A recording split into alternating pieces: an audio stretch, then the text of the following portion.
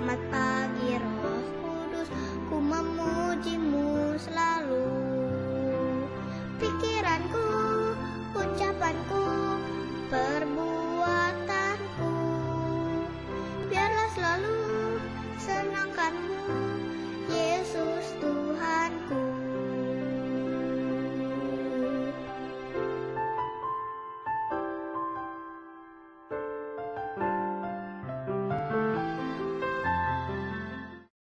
Pagi adik-adik, bertemu lagi di dalam sekolah minggu GKI Saman Hudi. Tidak apa-apa ya, walaupun kita masih tetap di rumah, kita tetap semangat. Kita memuji Tuhan hari ini dalam ibadah sekolah minggu. Adik-adik boleh bangkit berdiri, kita menyanyikan lagu Selamat Pagi Bapak.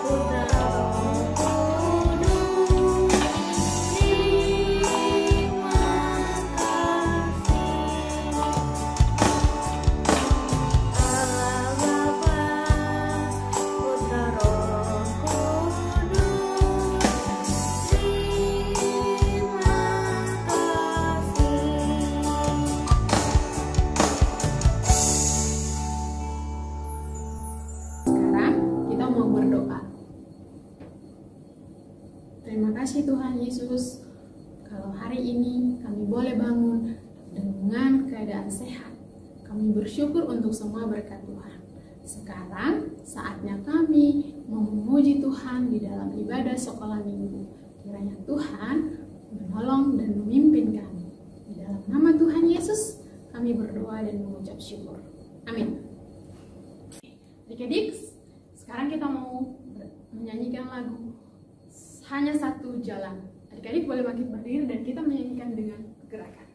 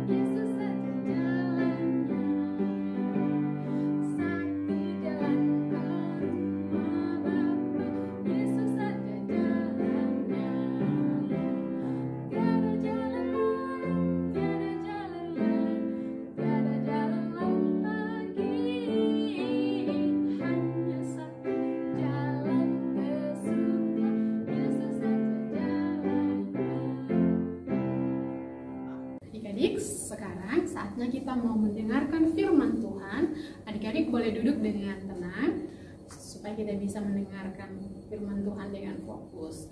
Kita akan menyanyikan lagu Firman-Mu Pelita Bagi Kakiku.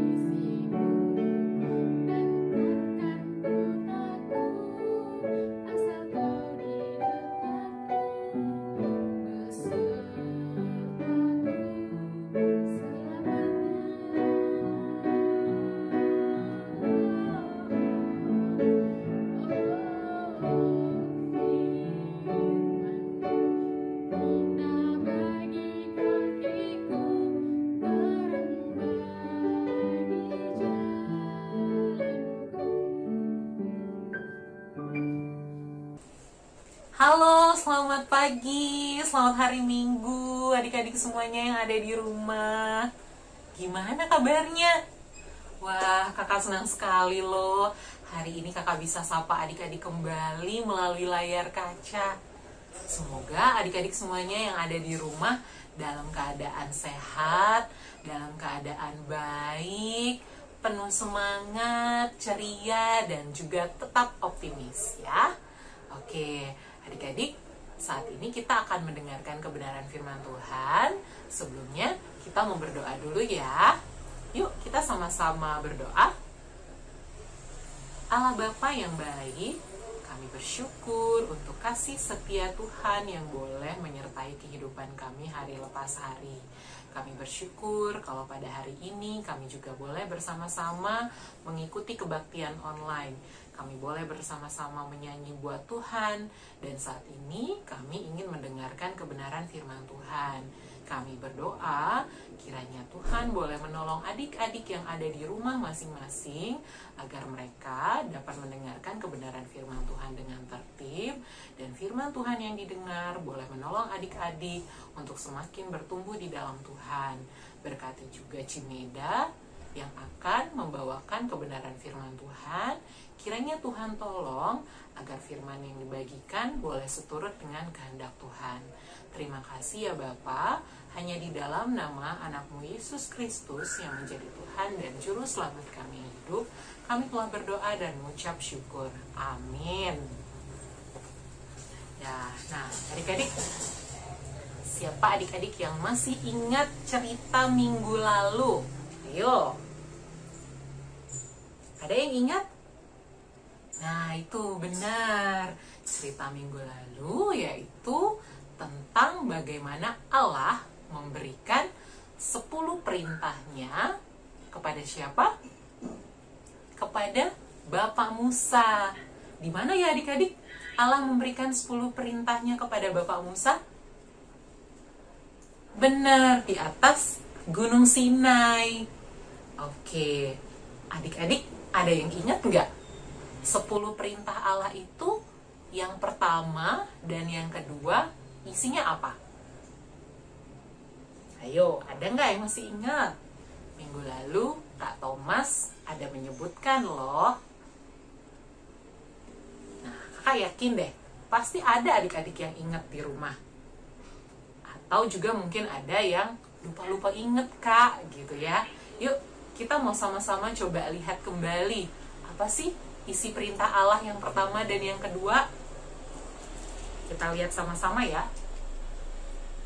Yang pertama yaitu jangan ada padamu Allah lain di hadapanku. Nah, benar ya? Lalu kemudian perintah Allah yang kedua apa adik-adik?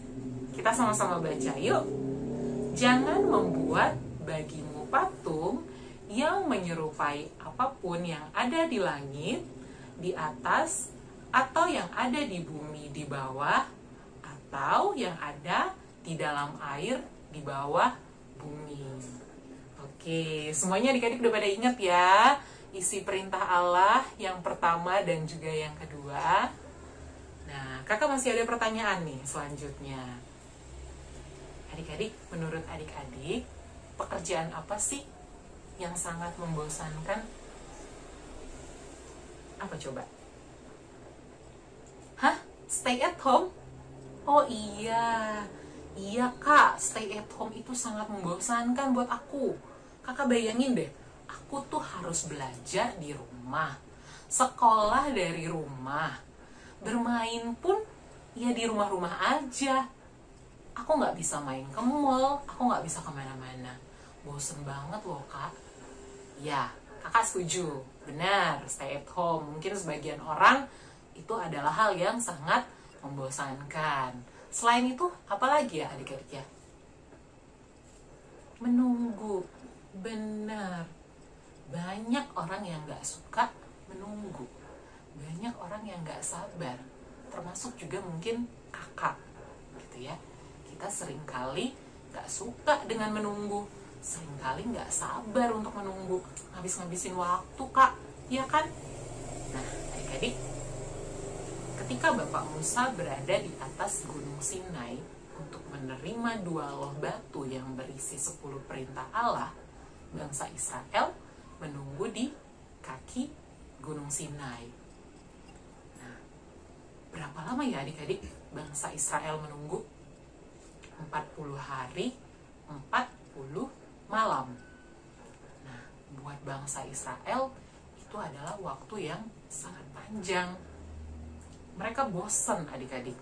Kok Bapak Musa nggak kembali-kembali sih? Gitu ya.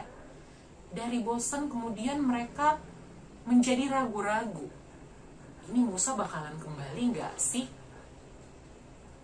Bakalan turun lagi nggak sih menemui mereka?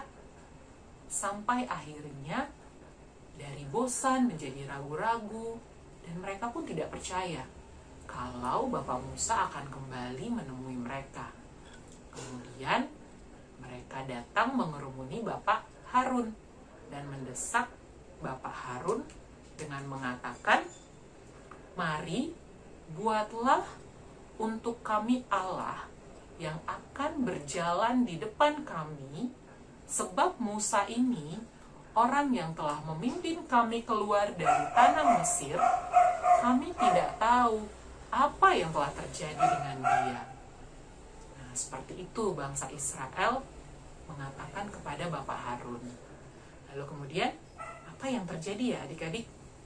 Yuk, kita sama-sama saksikan video berikut ini.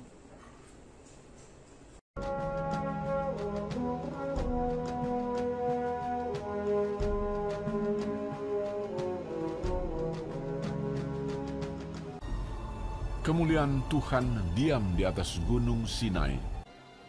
Tuhan berfirman kepada Musa, "Naiklah menghadap aku ke atas gunung, dan tinggallah di sana." Maka naiklah Musa ke atas gunung Allah itu. Lalu tinggallah ia di atas gunung itu 40 hari dan 40 malam lamanya.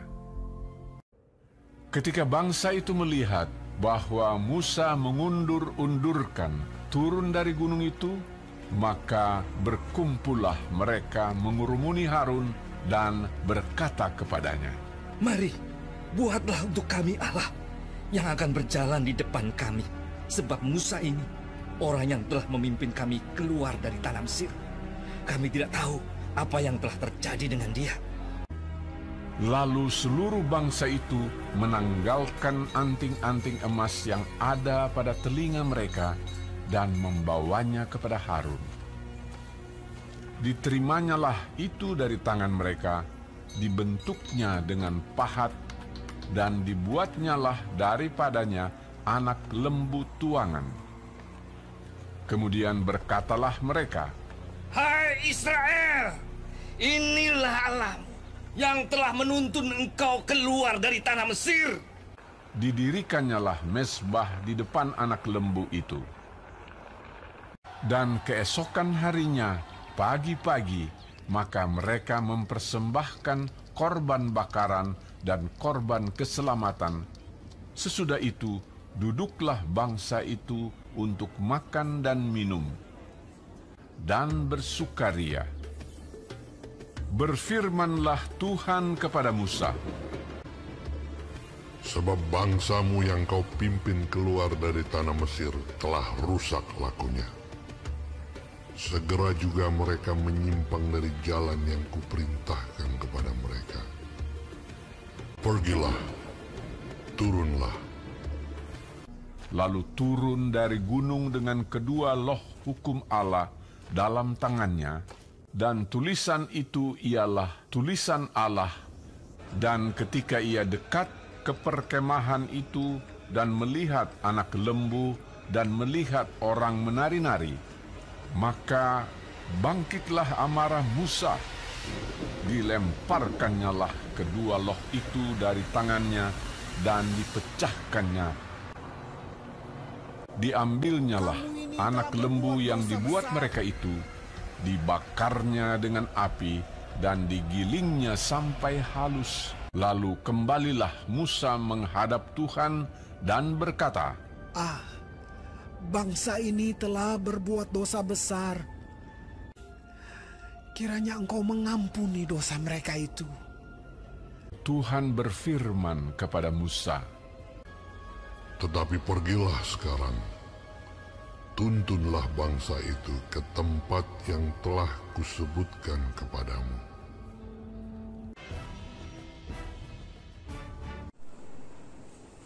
Nah, adik-adik, tadi kita udah sama-sama ya lihat tayangan videonya bagaimana bangsa Israel menyembah anak lembu emas tuangan. Mereka telah menyembah berhala. Bagaimana respon Allah terhadap mereka? Tentunya adik-adik, Allah sangat murka. Allah marah karena bangsa Israel tidak lagi menyembah Dia. Bangsa Israel telah menyembah berhala. Oke, adik-adik, apa yang kita mau pelajari pada hari ini? Sebelumnya, kakak mau ajak adik-adik untuk memflashback sejenak, mengingat-ingat kembali dari cerita-cerita sebelumnya. Apa aja sih perbuatan-perbuatan Allah dan juga kebaikan-kebaikan Allah terhadap bangsa Israel? Yuk, coba kita ingat-ingat sama-sama. Yang pertama, adik-adik ingat bahwa bangsa Israel sebelumnya berada di bawah perbudakan bangsa Mesir. Nah, saat itu adik-adik, ketika Bapak Musa meminta izin kepada Fir'aun untuk membawa bangsa Israel keluar dari tanah Mesir, Bapak Fir'aun gak langsung mengizinkan adik-adik. Sampai akhirnya Allah menurunkan 10 tulah terhadap bangsa Mesir. Nah, adik-adik masih ingat nggak? Tulah yang pertama apa? Tulah yang pertama waktu itu adalah Allah mengubah air sungai Nil menjadi darah, sehingga bangsa Israel gak bisa minum air dari sungai Nil.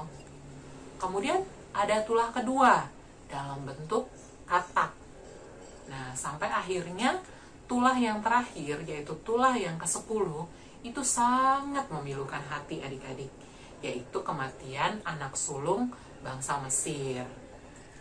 Akhirnya, setelah ke-10 tulah tersebut turun atas bangsa Mesir, Fir'aun pun mengizinkan bangsa Israel untuk keluar dari tanah Mesir. Nah, selain itu adik-adik, kebaikan apa lagi yang Tuhan nyatakan bagi bangsa Israel? Oke, di dalam perjalanan, mereka kemudian dikejar oleh bangsa Mesir. Nah, pada saat itu, di hadapan mereka terbentang laut yang sangat luas untuk diseberangi. Bagaimana mungkin mereka bisa nyebrangin laut yang seluas itu ya? Pada saat itu, Allah menyatakan kuasanya melalui Bapak Musa. Dengan tongkat yang ada di tangan Bapak Musa, kemudian Allah membelah laut apa namanya adik-adik? Laut Teberau. Sehingga bangsa Israel bisa melewati area yang kering di tengah-tengah laut tersebut. Mereka berhasil menyeberangi laut Teberau tersebut.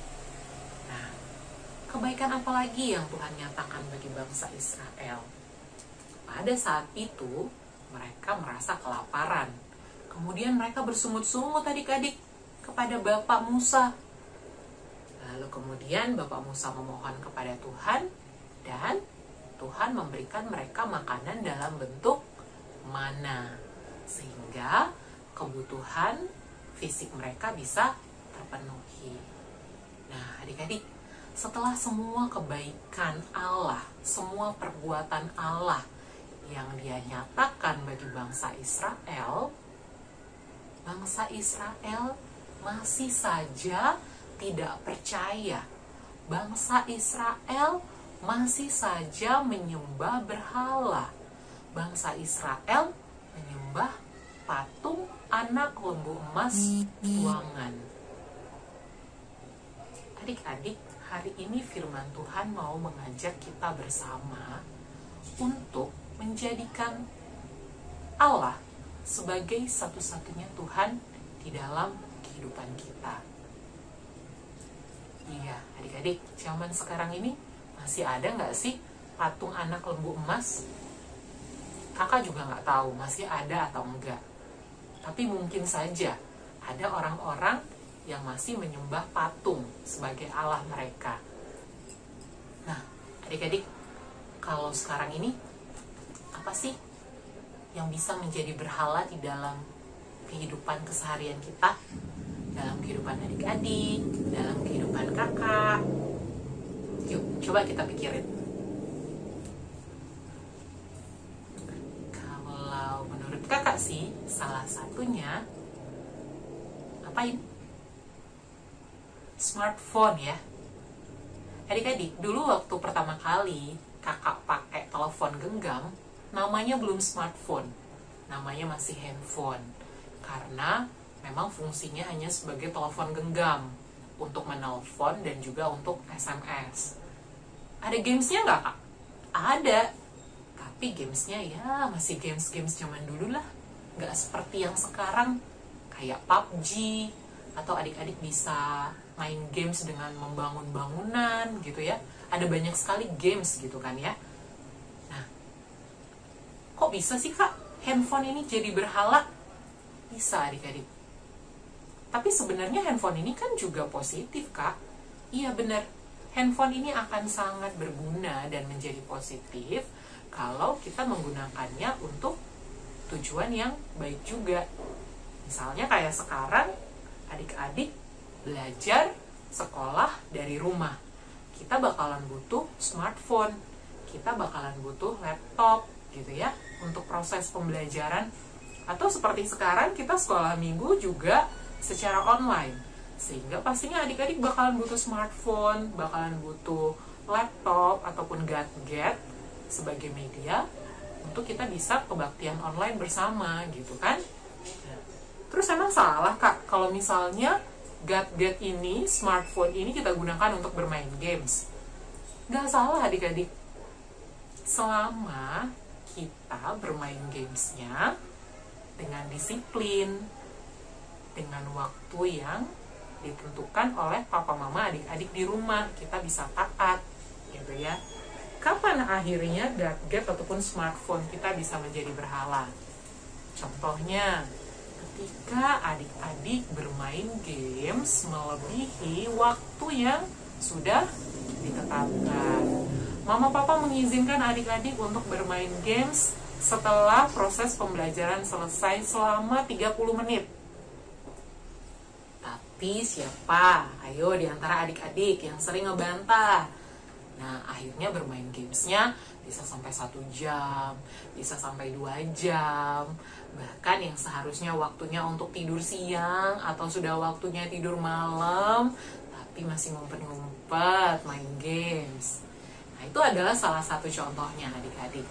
Smartphone bisa menjadi berhala di dalam kehidupan adik-adik, juga di dalam kehidupan kakak, ketika kita menggunakannya dengan tidak bijak, tidak disiplin gitu ya. Nah, adik-adik, hari ini kita belajar, kita diajak untuk menjadikan Tuhan, menjadikan Allah sebagai satu-satunya Tuhan di dalam kehidupan kita. Jangan ada Allah lain, jangan ada berhala lain yang kita sembah. Nah, sekarang kita mau menghafalkan ayat hafalan kita. Kita baca dulu ya sama-sama. Ayat hafalannya dari Keluaran 20 ayat 3 dan 5a. Keluaran 20 ayat 3 dan 5a. Kita baca bareng-bareng, kemudian nanti adik-adik bisa hafalkan di rumah. Jangan ada Allah lain padamu di hadapanku. Jangan sujud menyembah kepadanya atau beribadah kepadanya, sebab aku, Tuhan Allahmu, adalah Allah yang cemburu. Oke adik-adik, sekarang kita mau berdoa ya. Yuk kita sama-sama berdoa. Bapa yang baik, kami bersyukur untuk kebenaran firman Tuhan yang kami boleh dengarkan bersama-sama. Terima kasih kalau Tuhan boleh mengingatkan kami kembali bahwa hanya Engkaulah satu-satunya Allah, Engkaulah satu-satunya Tuhan yang layak untuk disembah. Biarlah kami boleh terus dibentuk menjadi anak-anak Tuhan yang senantiasa memuji dan juga menyembah Engkau di dalam kehidupan kami. Terima kasih ya Bapa, hanya di dalam nama anak-Mu Yesus Kristus yang menjadi Tuhan dan Juru Selamat kami yang hidup, kami telah berdoa dan mengucap syukur. Amin. Terima kasih adik-adik semuanya.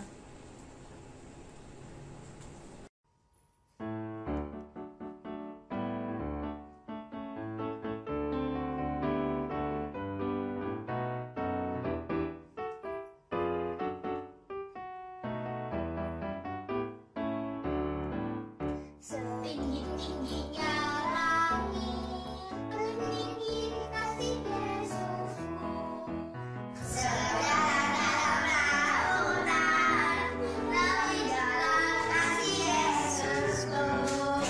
Bintang pelangi, lebih indah Yesusku. Kasih Yesus, oh kasih Yesus, mengalahkan segalanya. Kasih Yesus, oh kasih Yesus, mengalahkan segalanya. Setinggi-tingginya langit, lebih tinggi kasih Yesusku. Sedalam lautan, lebih dalam kasih Yesus. Sebintang pelangi, lebih indah kasih Yesusku. Kasih Yesus, oh kasih Yesus, mengalahkan segalanya. Kasih Yesus, oh kasih Yesus, mengalahkan segalanya. Adik-adik, kita sudah mendengar firman Tuhan, sudah memuji Tuhan juga. Sekarang saatnya kita akan mengumpulkan persembahan kita sebagai ungkapan syukur kepada Tuhan. Adik-adik boleh mengumpulkan persembahan di celengan yang adik-adik pernah buat. Kalau belum memiliki, adik-adik boleh memasukkan ke dalam sebuah tempat. Nanti adik-adik boleh bawa ke gereja saat kita sudah bisa beribadah di gereja. Sekarang kita mengumpulkan persembahan sambil menyanyikan lagu bersyukur kepada Tuhan.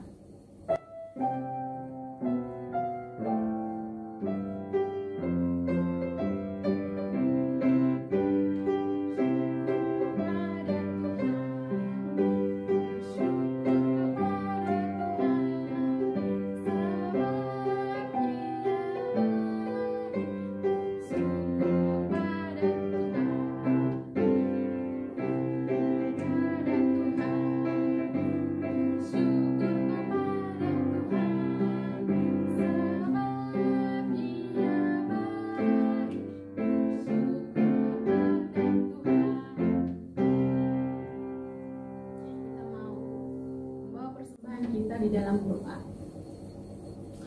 Tuhan Yesus yang baik, terima kasih kalau Tuhan terus memberkati kami. Melalui persembahan ini, kami ingin bersyukur untuk banyak hal yang Tuhan berikan di dalam hidup kami. Kiranya Tuhan memberkati persembahan ini agar boleh dipakai untuk pelayanan di dalam gereja. Terima kasih Tuhan Yesus, dari dalam nama-Mu kami berdoa dan mengucap syukur. Amin. Adik-adik, ibadah kita udah mau selesai, tapi sebelumnya kita mau menyanyikan lagu Saya Mau Ikut Yesus. Adik-adik harus mau tetap ikut Yesus. Saya mau ikuti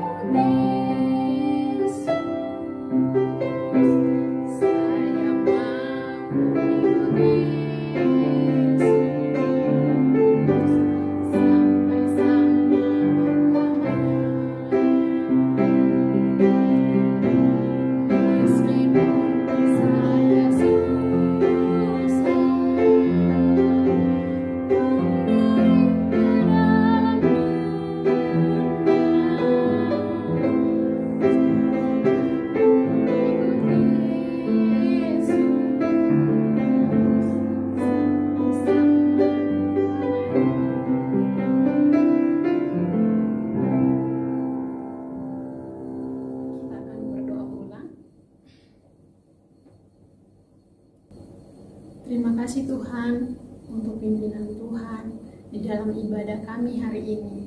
Kiranya pujian kami boleh memuliakan Tuhan, dan apa yang kami dengar melalui cerita firman Tuhan boleh menolong kami untuk menjadi anak yang baik dan melakukan firman Tuhan dimanapun kami berada. Kami mau serahkan kehidupan kami sepanjang minggu ini ke dalam tangan pengasihan Tuhan, agar kami boleh menjalani hari-hari kami, sekalipun hanya di dalam rumah, kami tetap menjadi anak-anak yang baik, yang taat kepada orang tua, yang sayang kepada saudara-saudara kami, dan kami tetap boleh bersukacita bersama keluarga kami di dalam rumah kami. Terima kasih untuk pimpinan Tuhan. Kami berdoa buat semua teman kami yang tidak bisa bertemu dengan kami hari ini. Tuhan tetap memberkati mereka dan memberikan kesehatan. Di dalam nama Tuhan Yesus kami berdoa dan mengucap syukur. Amin. Bapa, terima kasih.